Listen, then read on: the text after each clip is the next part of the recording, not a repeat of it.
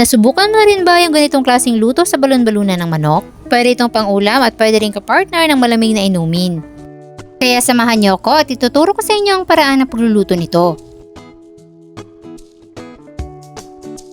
Kailangan lang natin ng 1 kilo ng balon-balunan ng manok. Bubudburan natin yan ng asin para matanggal yung lansa. Haluin natin itong maigi. Tapos babanlawan natin yan ng 2 beses.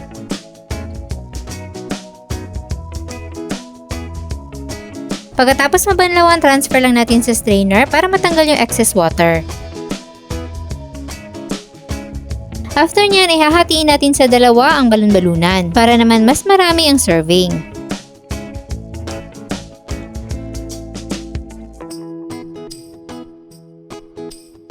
Pagkatapos mahiwa, meron tayong pinakulo ang tubig dito at ilalagay natin yung mga balon-balunan.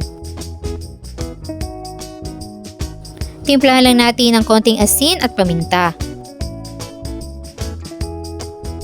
Then papakuluan natin to ng 30 to 40 minutes para lumambot. At kung meron naman kayong pressure cooker, pwedeng 15 minutes lang.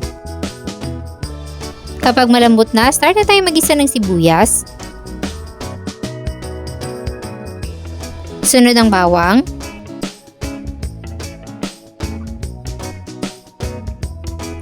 Tapos ilagay na natin yung pinalambot na balon-balunan. Igisa lang natin ito saglit kasama ng ating mga aromatics. Tapos maglalagay tayo ng 1 kutsarang tomato paste.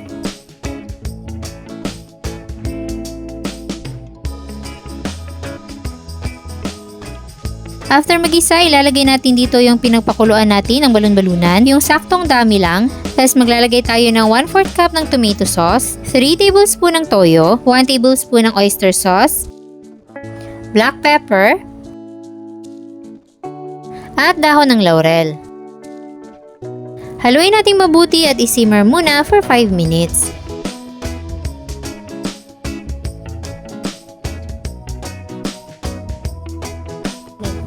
After 5 minutes, tikman na natin kung sakto na ba ang timpla at pwede na tayo mag-adjust. Kung okay na, ilalagay na natin ang green peas at ang red at green bell peppers. Then, simmer ulit natin yan for another 3 minutes. Then, pwede na tayong maglagay ng sili pampaanghang.